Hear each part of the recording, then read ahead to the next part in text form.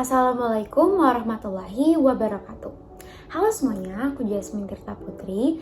Di video kali ini kita akan membahas mengenai strategi dalam bernegosiasi. Seperti yang kita ketahui, jika kita membahas perihal mengenai bisnis dan juga kerjasama, pastinya tidak akan luput dari yang namanya negosiasi. Apalagi bagi seorang salesperson yang akan selalu dihadapkan dengan proses penentuan kesepakatan yang menyangkut keuntungan perusahaan dan manfaat yang akan diterima oleh pihak klien.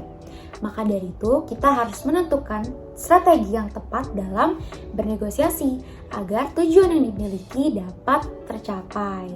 Meskipun sudah tertera harga dan standar ketentuan, selalu ada saja celah yang ditemukan oleh klien untuk meminta tambahan benefit. Maka dari itu, selain harus memiliki kemampuan komunikasi yang mumpuni, seorang sales akan lebih sukses jika memiliki kemampuan dalam menentukan strategi yang tepat dalam bernegosiasi.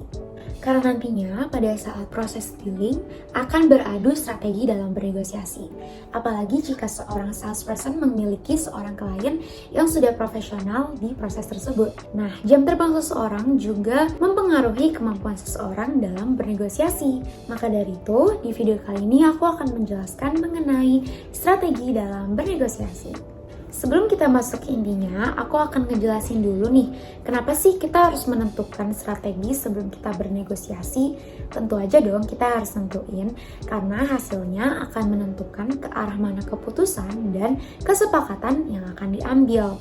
Maka dari itu, sebelum kita bernegosiasi, kita harus memiliki persiapan yang matang, supaya tujuan yang kita miliki dapat tercapai. Dalam menentukan strategi ini, terdapat 3 tujuan utama. Yang pertama, mencapai kesepakatan bersama.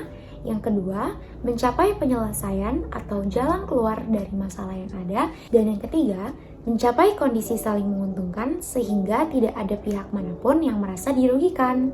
Selanjutnya, setelah mengetahui tujuan dan seberapa pentingnya menentukan strategi sebelum bernegosiasi, mungkin dari kita masih ada yang kesusahan dalam membedakan strategi dan juga taktik.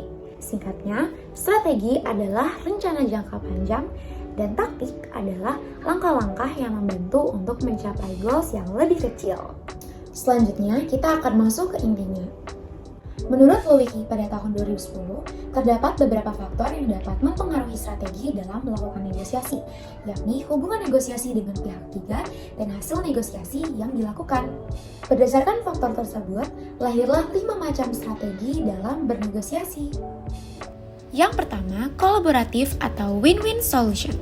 Strategi negosiasi kolaboratif atau win-win solution merupakan strategi yang dapat menguntungkan kedua pihak yang sedang bernegosiasi karena mencapai keuntungan maksimal. Strategi ini biasanya juga disebut sebagai kooperatif strategi. Yang kedua, kompetitif atau win-lose solution. Strategi ini biasanya lebih mementingkan hasil negosiasi daripada hubungan kerjasama. Hasil negosiasi ini lebih mementingkan keuntungan dan sumber daya pada negosiator yang menggunakan strategi ini.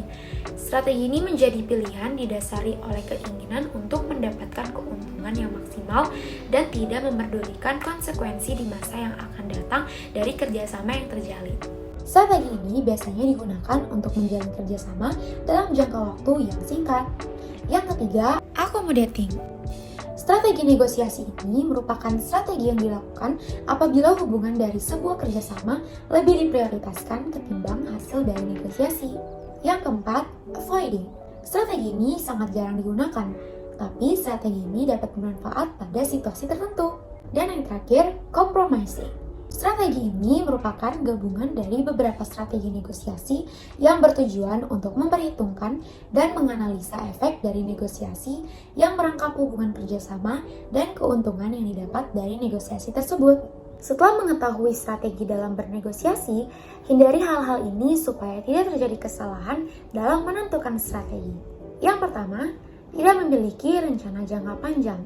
Yang kedua, tidak melakukan riset yang mendalam.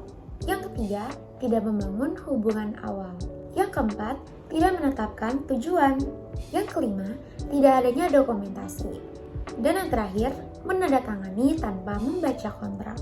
Maka dari itu, pastikan telah memiliki rencana jangka panjang yang terorganisir dengan baik agar dapat menentukan tujuan dan goals yang ingin dicapai. Kemudian diimplementasi melewati strategi yang tepat supaya tujuan dan goals tadi dapat dicapai. Sekian video hari ini, semoga video ini dapat bermanfaat. Sampai jumpa di lain kesempatan. Wassalamualaikum warahmatullahi wabarakatuh.